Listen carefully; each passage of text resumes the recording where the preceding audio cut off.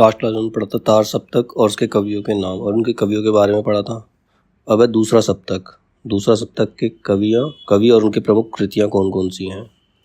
पहले कवि हैं इसके शमशेर बहादुर सिंह। समय है 1911 से 1993, 1911 से 1993। इनकी कविताएं हैं, कुछ कविताएं 1959, कुछ और कविताएं 1961, चुका भी हूँ मैं नहीं 1975, इनके पास अपने 1980, उदिता 1980, अभिव्यक्ति का संघर्ष 1980, बात बोलेगी 1981, काल तुझसे होड़ है मेरी 1988, कहीं बहुत दूर से सुन रहा हूँ 1995, सुकून की तलाश 1998, टूटी हुई बिखरी हुई 1990।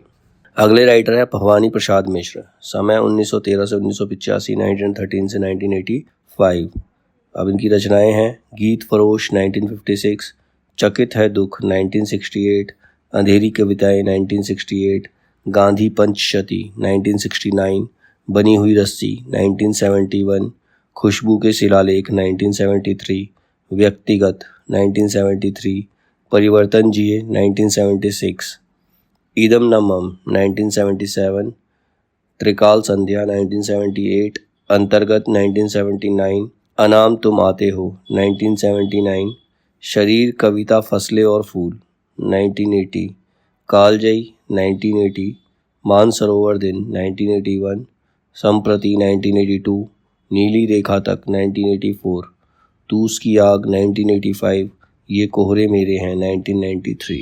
अगले राइटर है शंकुत माथुर। इनका समय 1922 से 2004, 1922 से 2004।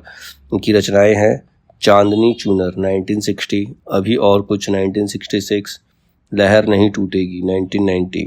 अगले हैं नरेश मेहता। इनका समय 1922 से 2000, 1922 से 2000 तक है। इनकी रचनाएं हैं, पहले मुक्तक काव्य। इनकी रचनाओं में पहले मुक्तक काव्य आते हैं जो हैं, बन पाखी सुनो 1957, बोलने दो चीड़ को 1961, मेरा समर्पित एकांत 1963, उत्सवा 1979, तुम मेरा मौन हो 1982, अरण्य 1985, आखिर समुद्र से तात्पर्य 1988, पिछले दिनों नंगे पैरों 1989, चैत्या 1993।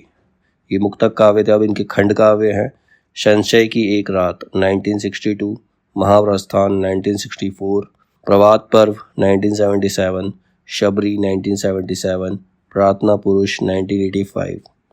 फिर है हरि नारायण व्यास। समय 1923 से 2013, 1923 से 2013। इनकी रचनाएं हैं, मृग और तृष्णा 1968, त्रिकोण पर सूर्योदय 1980, बरगद के चिकने पत्ते 1982, आउटर पर रुकी ट्रेन 1994, उठे बादल झुके बादल, एक नशीला चांद। फिर है धर्मवीर भारती। इनका समय 1926 से 1997। इनकी रचनाएं हैं, ठंडा लोहा 1952, कनुप्रिया 1959, सात गीत वर्ष 1959, देशांतर 1960, सपना अभी भी 1993 और आघंत 1999। फिर है रघुवीर सहाय। इनका समय 1929 से 1990। इनके रचनाएं हैं, सीढ़ियों पर धूप में 1960, आत्महत्या के विरुद्ध 1967, हंसो हंसो जल्दी हंसो 1975, लोग भूल गए हैं 1982, कुछ पत्ते कुछ चिट्ठियाँ 1989, एक समय था 1994। अब इनके बारे में थोड़ा डिटेल में बताया कुछ राइटर्स के बारे में। सबसे पहले शमशेर बहादुर सिंह। शमशेर जी की कविताओं को छायावाद, प्रगतिवाद और प्रयोगवाद, तीनों काव्य आंदोलनों के समान रूप में स्वीकृति मिली है। मतलब तीनों ही टाइम पर उन्होंने अपनी रचनाएं लिखी हैं, किंतु ये प्रगतिवादी चेतना के निकट ठहरते हैं। इन पर फ्रांसीसी प्रतीकवादी कवियों का प्रभाव था। शमशेर ने एक पीली शाम कविता अपनी पत्नी की रुग्ण अवस्था पर गहरी संवेदना व्यक्त करते हुए लिखी थी। मतलब जब उनकी पत्नी बीमार थी, उनकी जो अवस्था हो गई थी, उनकी जो दशा हो गई थी, उस पर विचार करते हुए, उनकी संवेदना प्रकट करते हुए उन्होंने एक कविता लिखी थी जिसका नाम था एक पीली शाम। टेक्निक में एजरा पाउंड शायद मेरा सबसे बड़ा आदर्श बन गया था, ये शमशेर बहादुर सिंह खुद कहते हैं। मैं उर्दू और हिंदी का दो आब हूँ। मतलब दोनों में ही रचनाएं इन्होंने की हैं। टूटी हुई बिखरी हुई, एक पीली शाम, धूप कोठरी के आईने में खड़ी, अमन का राग, घिर गया है समय का रथ, एवं समय साम्यवादी, ये कविताएं शमशेर बहादुर की चर्चित कविताएं हैं। मतलब कुछ पॉपुलर कविताएं हैं। कौन कौन सी है? टूटी हुई बिखरी हुई, एक पीली शाम, धूप कोठरी के आईने में खड़ी, अमन का राग, घिर गया है समय का रथ और समय साम्यवादी। भाषा में बोलचाल के गद्य का लहजा और लय में संगीत की चरम अमूर्तन, इन दो परस्पर प्रतिरोधी मनस्थितियों का उनकी कला साधती है। जीवन के कटुतम संघर्षों को लेकर उन्हें कविता में एकदम तरल बना सकना शमशेर के काव्य व्यक्तित्व की पहचान है। चित्रकला, संगीत और कविता घुल मिलकर उनके यहाँ रचना संभव करते हैं।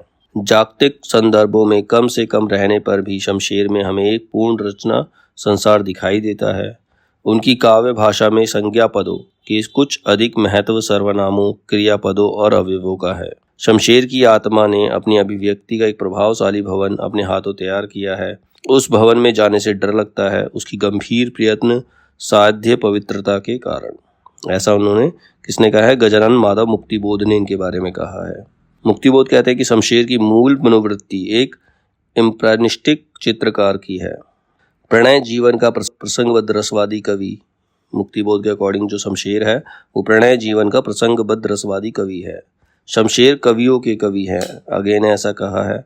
मलियज कहते हैं शमशेर मूड्स के कवि हैं, किसी विजन के नहीं। विष्णु खरे कहते हैं कि शमशेर की शमशेरियत। रामचंद्र तिवारी के अकॉर्डिंग शमशेर का गद्य हिंदी का जातीय गद्य है। रामविलास शर्मा कहते हैं कि शमशेर का काव्य रीतिवादी रोमानी सौंदर्य बोध और मार्क्सवादी विवेक के द्वंद्व का काव्य है। वे मुख्यतः प्रेम और प्रकृति सौंदर्य के कवि हैं, कहीं दोनों अलग है, कहीं दोनों का अद्भुत रासायनिक घोल है, ऐसा बच्चन सिंह कहते हैं। बच्चन सिंह कहते हैं कि उनके प्रेम में गहरी आसक्ति भी है और छायावादी पवित्र वायव्यता भी है।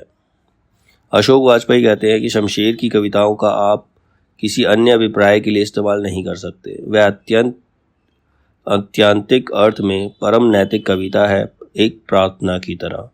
अपने काव्य संकलन चुका भी हूँ मैं नहीं की भूमिका में शमशेर लिखते हैं, अपनी काव्य कृतियाँ मुझे दरअसल सामाजिक दृष्टि से कुछ बहुत मूल्यवान नहीं लगती। मतलब अगर सोशली देखे तो इतनी ज़्यादा मूल्यवान वो नहीं है। उनकी वास्तविक सामाजिक उपयोगिता मेरे लिए एक प्रश्न चिन्ह सा रही है, कितना भी धुंधला सही। काव्य कला समेत जीवन के सारे व्यापार एक लीला ही है।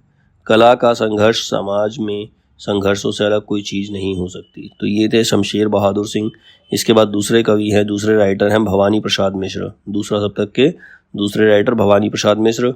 भवानी प्रसाद मिश्र गांधीवादी विचारधारा के कवि हैं। कहानीकार उदय प्रकाश ने मिश्र जी को कविता का गांधी कहा है, किंतु उन्होंने स्वयं को गांधी का बेटा कहा है। इनकी अधिकांश कविताओं में बोलचाल की शब्दावली तथा बोलचाल के लहजे का प्रयोग हुआ है। इन्होंने छंद मुक्त एवं छंदबद्ध दोनों ही प्रकार की कविताएं लिखी हैं। इनकी भाषा एवं अभिव्यक्ति में लोक जीवन के प्रभाव स्पष्ट रूप से लक्षित होते हैं। भवानी प्रसाद मिश्र ने स्नेह शपथ कविता में संसार में स्नेह बांटने की सीख दी है।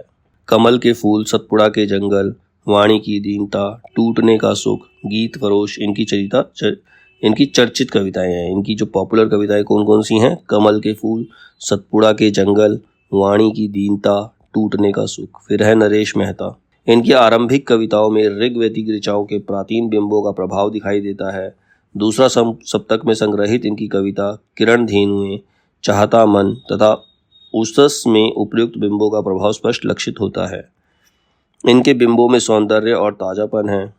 दूसरा सप्तक के अपने वक्तव्य में अपनी कविताओं के संदर्भ में वह कहते हैं कि अपनी कविताओं में वह आग लिखना चाहते हैं।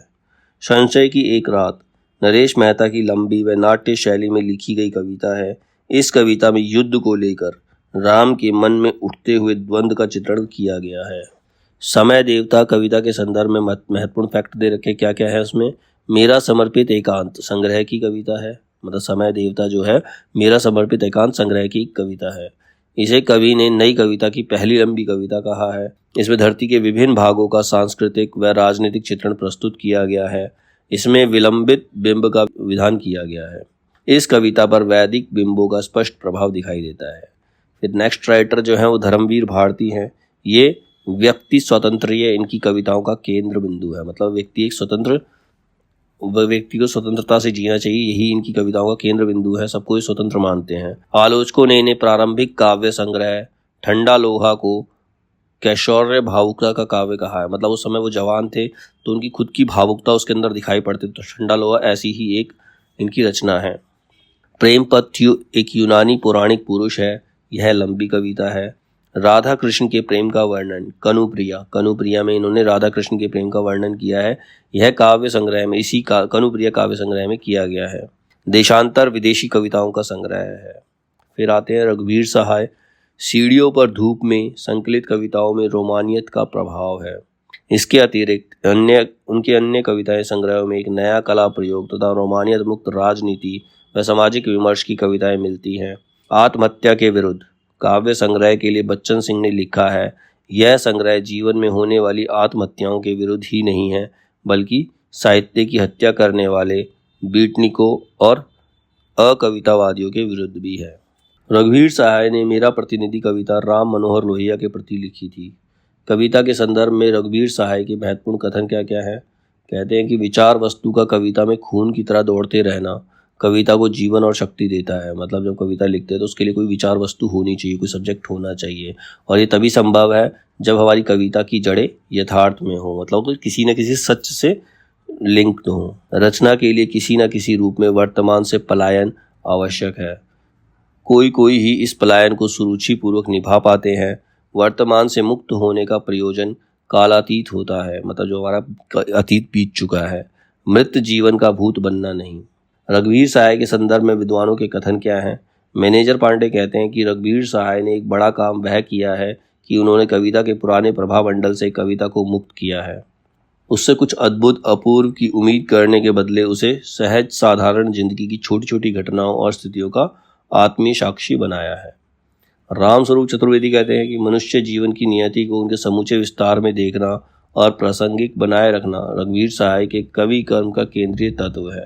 रामस्वरूप चतुर्वेदी के अकॉर्डिंग राजनीति जैसे अखबारी विषय को कवि ने अनुभूति में डाला है। मतलब राजनीति क्या है? एक अखबार का विषय, अखबार न्यूज़ के रूप में आता है, लेकिन उसने उसको भी अनुभूति के रूप में डाल दिया। यह समकालीन कविता की एक महत्वपूर्ण उपलब्धि है, खास तौर से ऐसे परिवेश में जहाँ साहित्य अखबार नवीसी से उत्तरोत्तर आक्रांत होता जा रहा है। भाषा का रचाव ऐसा लगता है कि या तो भाषा ही भाषा लगती है या फिर अनुभूति का सीधा संस्पर्श होता है। तो ये थे दूसरा सप्तक के कवि और उनकी रचनाएं, उनके कवियों के बारे में डिटेल्स। अब है तीसरा सप्तक।